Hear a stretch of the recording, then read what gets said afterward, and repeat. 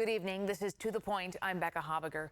We continue following breaking news tonight in New Orleans. A suspected terror attack has now claimed 15 lives, and the hunt for additional suspects is underway. Investigators say around 3 in the morning, a man drove a truck around police cars and onto the sidewalk of Bourbon Street as hundreds of people were out celebrating the start of the new year.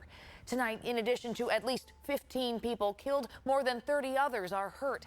The deadly attack happened in New Orleans' French Quarter, just a mile away from the Superdome, where the Sugar Bowl championship was supposed to be played today. It has been postponed to Thursday afternoon. The FBI has identified the driver in the attack as 42-year-old Shamsun Din Jabbar from Texas. They say Jabbar was killed in a gun battle with police. 2 officers were hospitalized. Investigators tonight saying Jabbar did not act alone. Surveillance footage shows 3 men and a woman placing explosives around the city. An ISIS flag was also located in his vehicle. They are warning of copycat attacks. Here's ABC's Christian Cordero with new details. New Orleans' famed Bourbon Street, now a crime scene as the FBI investigates what they are calling a terror attack on New Year's Day. Federal officials identifying the suspect as 42-year-old Shamsun Din Jabbar, a U.S.-born citizen from Texas and an Army veteran. He also served in the Army Reserve until a few years ago.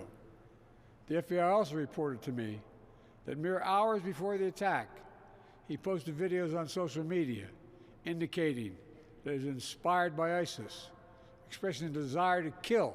Police say he rammed a rented pickup truck into a crowd of people on Bourbon Street just after 3 a.m., driving 3 blocks before crashing, then getting out and firing at police with an assault rifle.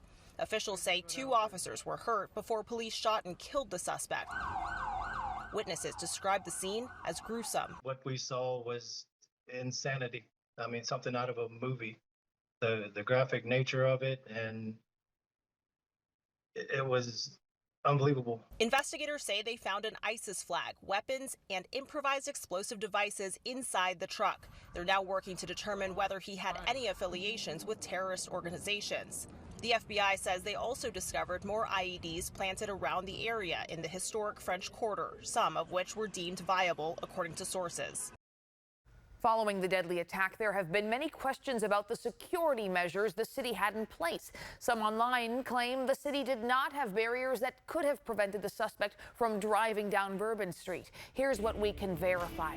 Nearly 10 years ago, the city installed security barriers or bollards along parts of Bourbon Street to reduce the risk of vehicle attacks on pedestrians.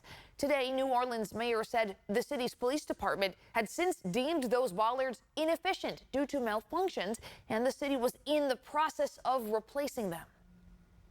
Bollards were not up because they are near completion, with the expectation of being completed, of course, by Super Bowl.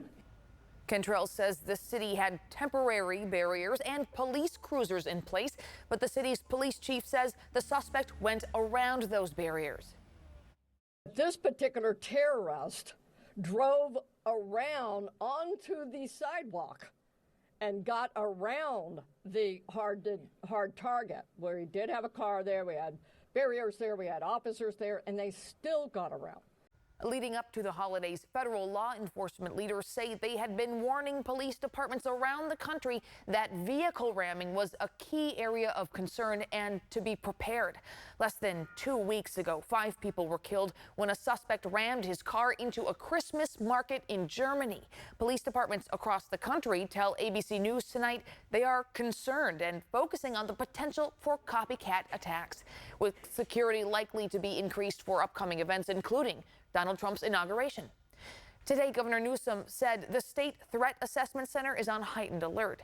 He says while there are currently no credible threats directed at California events, Cal OES urges all Californians to remain vigilant while attending public events today.